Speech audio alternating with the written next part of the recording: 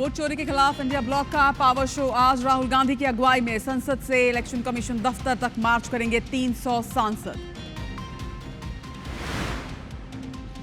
मोहन भागवत ने जताई चिंता, कहा शिक्षा इलाज आम लोगों की पहुंच से बाहर, पहले इन्हें सेवा का माध्यम माना जाता था, अब कमर्शियल बन चुका है। आज 30 लाख किसानों को मिलेंगे 3200 करोड़ रुपए। किसान सम्मान योजना के तहत सीधे खातों में आएगी रकम। कृषि मंत्री शिवराज सिंह चौहान जारी करेंगे राशि। सारंगढ़ बिलाईगढ़ के दौरे पर रहेंगे छत्तीसगढ़ के मुख्यमंत्री विष्णुदेव साय। विकास कार्यों की देंगे सौगात। तिरंगा यात्रा का करेंगे आगाज। महादेव सट्टा ऐप को लेकर पूर्व सीएम भूपेश बघेल का सवालों वाला पोस्ट आया सामने। पूछा कौन दे रहा है संरक्षण, डिप्टी सीएम साफ का जवाब। कहा आने वाले समय में होगा सारा खुलासा। बिलासपुर में सामने आया धर्मांतरण का मामला। प्रार्थना सभा की आड़ में घर में चल रहा था धर्म परिवर्तन। रायपुर में भी धर्मांतरण को लेकर हुआ बवाल। खंडवा में मुस्लिम युवती ने अपनाया सनातन धर्म। साजिया खान से बनी शारदा। भीकन गांव के युवक से की शादी। भोपाल में कारजू अस्पताल में नवजात की मौत। डॉक्टर्स पर लापरवाही के लगे आरोप। परिजन शव के साथ अस्पताल के गेट पर बैठे। बिलासपुर में पुरानी रंजिश के चलते बदमाशों ने युवक को मारा चाकू। युवक की हालत गंभीर। पुलिस ने कई लोगों को हिरासत में लिया। मध्य प्रदेश के होनहार बेटे बेटियों का आज होगा सम्मान। IBC 24 स्वर्ण शारदा स्कॉलरशिप से करेंगे सम्मानित। सीएम मोहन यादव समेत दिग्गज नेता होंगे मौजूद।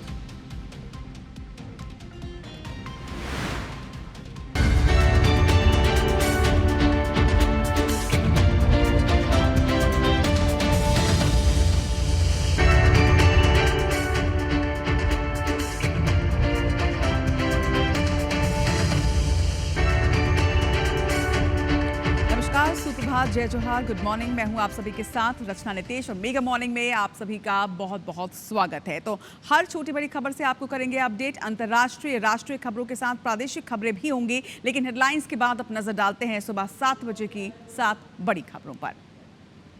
मॉनसून सत्र का आज 16वां दिन है। वित्त मंत्री निर्मला सीतारमण नए इनकम टैक्स बिल को आज सदन में पेश करेंगे। दूसरी बड़ी खबर उत्तर प्रदेश से। उत्तर प्रदेश विधानसभा का मॉनसून सत्र आज से शुरू होगा, जो कि 4 दिन तक चलेगा, उस पर भी नजर रहेगी। तीसरी बड़ी खबर, प्रधानमंत्री नरेंद्र मोदी सांसदों के लिए बने नए फ्लैट्स का उद्घाटन करेंगे। आपको बता दें कि 184 नए फ्लैट यहां पर बनाए गए हैं। चौथी बड़ी खबर, भारत पाकिस्तान की नौसेनाएं आज से अरब सागर में अभ्यास करेंगी। दोनों देशों ने अपने अपने एरिया में एयर ट्रैफिक मूवमेंट रोकने का नोटिस भी जारी किया है। तिरुवनंतपुरम दिल्ली एयर इंडिया विमान की चेन्नई में इमरजेंसी लैंडिंग कराई गई। बताया जा रहा है कि कुछ टेक्निकल फॉल्ट की वजह से यहां गेट अटक गया था। छठवीं बड़ी खबर, ब्रिटिश फाइटर जेट F-35B तकनीकी खराबी के बाद जापान में लैंड करवाया गया। 20 मिनट तक के रनवे इसकी वजह से बंद रहा। वहीं 7वीं बड़ी खबर, मुंबई के बाद टेस्ला आज दिल्ली के एरो सिटी में अपना शोरूम खोलने जा रही है।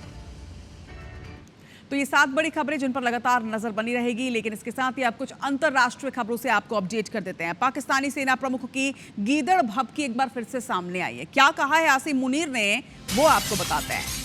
तो पाकिस्तानी सेना प्रमुख आसिम मुनीर ने एक बार फिर से जहर उगला है। सिंधु नदी पर डैम उड़ाने की धमकी इस बार दी गई है। भारत ने डैम बनाया तो उसे उड़ा दिया जाएगा, यह आसिम मुनीर का कहना। पाकिस्तान 10 मिसाइल मारकर डैम को उड़ा सकता है। आपको ये जानकारी दे दें कि इस वक्त आसिम मुनीर अमेरिका के दौरे पर हैं और इस दौरान उन्होंने जिस तरह से ये गीदड़ भभकी दी है कि अगर भारत ने सिंधु नदी का पानी रोका, डैम बनाया, तो डैम को उड़ा दिया जाएगा। भारत ने अगर डैम बनाया तो पाकिस्तान उसे उड़ाएगा, ये कहना आसिम मुनीर का। पाकिस्तानी सेना प्रमुख ने एक बार फिर से किस तरह से जहर उगला है आपको बता दें। आपको ये भी जानकारी दे दें कि सिंधु ट्रीटी को तोड़ा गया था, जिस तरह से पाकिस्तान ने आतंकी हमला किया था, और उसके बाद इस जल संधि को हटा दिया गया था और उसके बाद अब इस पर गीदड़ भभकी सामने आई। लेकिन बड़ी बात यह कि इस वक्त आसिम मुनीर अमेरिका के दौरे पर हैं और अमेरिका से वो जिस तरह की गीदड़ भभकी दे रहे हैं, इस पर भी सवालिया निशान खड़े होते हैं। पाकिस्तानी समुदाय को संबोधित करते हुए उन्होंने ये धमकी दी है। मुनीर ने यह भी कहा कि हम भारत के लिए सिंधु नदी पर डैम बनाने का इंतजार करेंगे और जब वो ऐसा करेंगे तो हम 10 मिसाइलों से उसे तबाह कर देंगे। सिंधु नदी भारत की निजी संपत्ति नहीं है और हमारे पास मिसाइलों की कोई कमी नहीं है।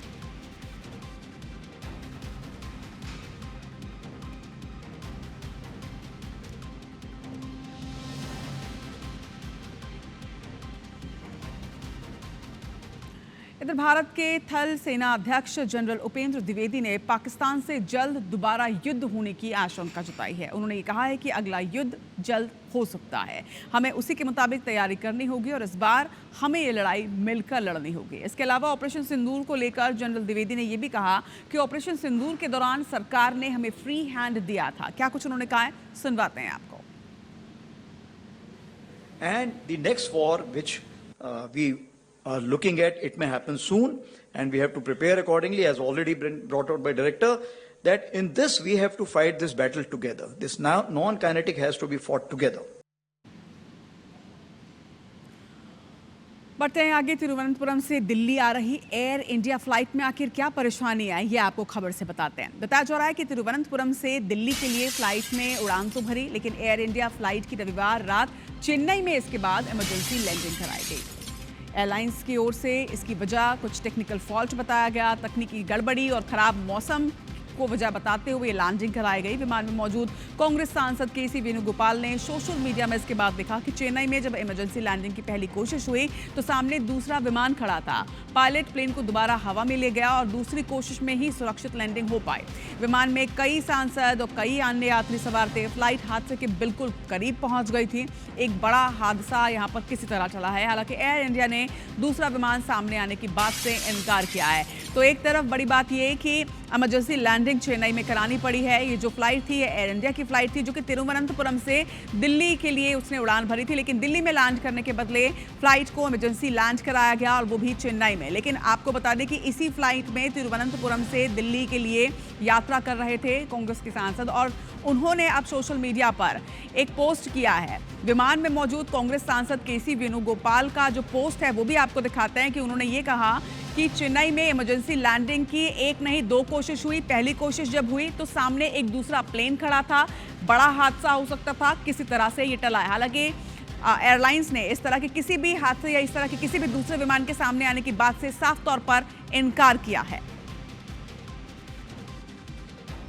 बढ़ते आगे। ब्रिटेन के F-35 विमान को जापान में आपातकालीन लैंडिंग करानी पड़ी। तो एक और खबर फ्लाइट और टेक्निकल फॉल्ट से जुड़ी हुई। दरअसल बताया जा रहा है कि ब्रिटेन के F-36 विमान को जापान में इमरजेंसी लैंडिंग करानी पड़ी है। कई देशों के साथ संयुक्त अभ्यास के दौरान ब्रिटेन के विमानमयक पोत का F-35B विमान ने उड़ान भरी, लेकिन तकनीकी खराबी की वजह से उसे जापान में इमरजेंसी लैंडिंग करानी पड़ी। जापान के मीडिया के अनुसार ब्रिटिश F-35 स्टील्थ लड़ाकू विमान ने रविवार को दक्षिण पश्चिमी जापान के कागोशिमा हवाई अड्डे पर खराबी की वजह से आपातकालीन लैंडिंग की। यह घटना उस वक्त हुई जब ब्रिटिश सेना जापान के समुद्री आत्मरक्षा बल और अमेरिकी सेना के साथ संयुक्त अभ्यास कर रही थी, जिसके लिए उसने पश्चिमी प्रशांत के क्षेत्र में एक विमान वाहक पोत स्ट्राइक ग्रुप भेजा था। लेकिन इसके पहले 14 जून F-35B विमान हिंद महासागर में उड़ान के दौरान खराब मौसम की वजह से डाइवर्ट हुआ था और डाइवर्ट होने के बाद भारत में इसे लैंड कराया गया था।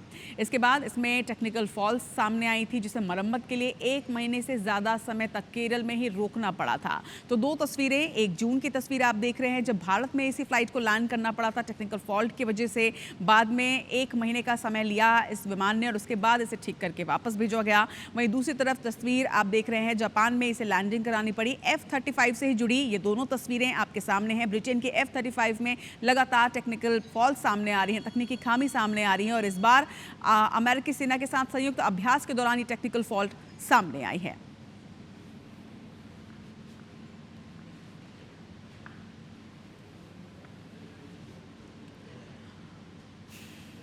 चलिए और अब रुक करते हैं कुछ और खबरों की ओर। रुक करते हैं छत्तीसगढ़ के कांकेर का, जहां पे नशे में धुत युवकों ने भगवान की मूर्ति पर किस तरह से थप्पड़ बरसाए हैं, ये तस्वीरें भी आपको दिखाएंगे। बताया जा रहा है कि कांकेर में भगवान राम और हनुमान की मूर्ति के साथ अभद्र व्यवहार करते यहाँ पर लोग नजर आए। ये तस्वीर आप देखिए, कांकेर में ये मूर्तियाँ स्थापित की गई हैं।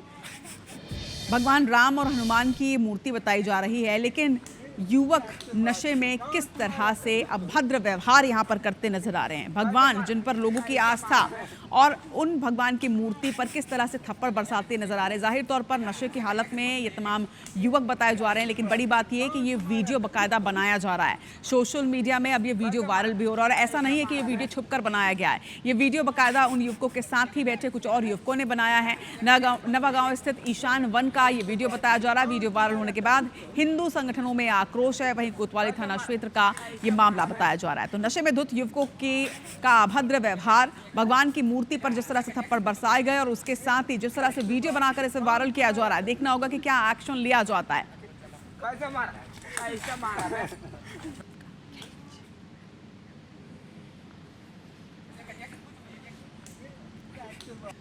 और अब मध्य प्रदेश की राजधानी भोपाल से आपको एक तस्वीर दिखाएंगे। ये तस्वीर है एक सरकारी स्कूल की और इस सरकारी स्कूल में बच्चे पढ़ाई नहीं कर रहे हैं बल्कि टीचर के पैर दबा रहे हैं। जी हाँ, एक वीडियो सामने आया है, ये वीडियो आप भी देखिए, जिसमें एक महिला टीचर बच्चे से पैर दबाती नजर आ रही है। बच्चे से पैर दबाने का ये वीडियो गांधीनगर स्थित शासकीय महात्मा गांधी स्कूल का बताया जा रहा है। लंच के बाद स्कूल की ज़्यादातर कक्षाओं में बच्चे शांत होकर पढ़ाई कर रहे थे, लेकिन कक्षा चौथी में कुछ अलग ही नज़ारा था जो आपके टीवी स्क्रीन पर है। यहाँ पर एक छात्र शिक्षिका के पैर दबा रहा है। ये स्कूल की एकमात्र कक्षा है जहाँ बच्चे ज़मीन पर बैठते हैं। वीडियो सामने आने के बाद हालांकि शिक्षिका का ये कहना है कि उनके पैर में मोच आ गई थी और छात्र इसीलिए उनका पैर खुद से दबा रहा था। वही प्रबंधन अब जाँच और कार्रवाई की बात कर रहा है। तो लगातार स्कूलों से इस तरह की तस्वीरें जो हैं वो निकलकर सामने आ रही हैं। कहीं शराबी शिक्षक नजर आते हैं, कहीं बच्चे पानी भरते नजर आते हैं, कहीं झाड़ू पोछा करते नजर आते हैं। तो अब एक और तस्वीर राजधानी भोपाल से, जहां पर बच्चे शिक्षिका का पैर दबाते नजर आए हैं। एक बार फिर से अंतर्राष्ट्रीय खबरों का रुख करेंगे। तुर्की में तेज भूकंप की सूचना सामने आ रही है। बताया जा रहा है कि 6.1 तीव्रता का ये भूकंप, जिससे तुर्की पूरी तरह से हिल गया है। राजधानी इस्तांबुल सहित कई इलाकों में भूकंप के झटके महसूस किए गए हैं। बताया जा रहा है कि भूकंप की वजह से कई इमारतें पूरी तरह से तबाह हुई हैं। लोगों को बचाने के लिए रेस्क्यू ऑपरेशन जारी है। हालांकि किसी तरह का आंकड़ा भी सामने नहीं आया है कि कितना नुकसान इस भूकंप की वजह से हुआ है, लेकिन तुर्की में भूकंप के झटके महसूस किए गए। तो जापान के बाद अब तुर्की में भी भूकंप के झटके महसूस किए गए हैं। बताया जा रहा है कि रिक्टर स्केल पर इसकी तीव्रता 6.1 आंकी गई है। कई बिल्डिंग ऐसी हैं जिन्हें बड़ा नुकसान पहुंचा है। तस्वीरें भी सामने आई हैं। हालांकि अब तक आधिकारिक आंकड़ा सामने नहीं आया है कि कितना नुकसान हुआ है, लेकिन नुकसान की तस्वीरें जरूर निकलकर सामने आ रही है। जैसे ही लोगों ने भूकंप के झटके महसूस किए, उसके बाद लोग अपने घरों से बाहर निकल आए, सुरक्षित जगहों पर वो पहुंचे। लोगों को बचाने के लिए रेस्क्यू ऑपरेशन में भी तेजी लाई गई है।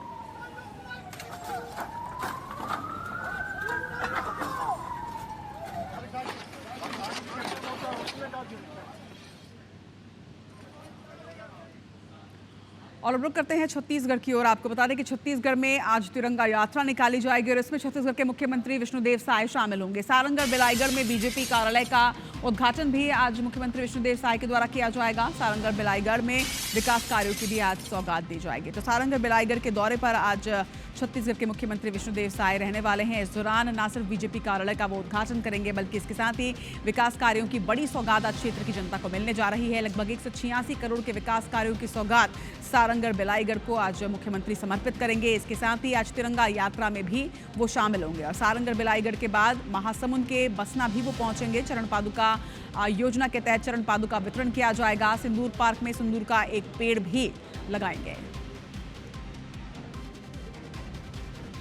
और अब मध्य प्रदेश के मुख्यमंत्री डॉक्टर मोहन यादव के आज के कार्यक्रमों से आपको अपडेट कर दें। आज रविंद्र भवन पहुंचेंगे मुख्यमंत्री डॉक्टर मोहन यादव और यहां आयोजित कार्यशाला में वो शामिल होंगे। आपको बता दें कि दोपहर 1 बजे इसके बाद वो एक निजी होटल पहुंचेंगे, जहां IBC 24 के स्वर्ण शारदा स्कॉलरशिप कार्यक्रम में वो शिरकत करेंगे। IBC 24 का एक बेहद खास आयोजन स्वर्ण शारदा स्कॉलरशिप, जिसके तहत बेटे बेटियों को सम्मानित किया जाता है। आज दोपहर 1:30 बजे उसके बाद वो मंत्रालय पहुंचेंगे। दोपहर 3 बजे भोपाल से ग्वालियर के लिए वो निकलेंगे। स्थानीय तिरंगा यात्रा कार्यक्रम में वो शामिल होंगे, जिसके बाद लगभग 4 बजे हीरक जयंती समारोह में भी मध्य प्रदेश के मुख्यमंत्री डॉक्टर मोहन यादव शामिल होंगे। तो आज कई कार्यक्रमों में वो शामिल होने वाले हैं, लेकिन सबसे खास बात यह है कि IBC 24 के स्वर्ण शारदा कार्यक्रम में आज मध्य प्रदेश के मुख्यमंत्री डॉक्टर मोहन यादव पहुंचने वाले हैं।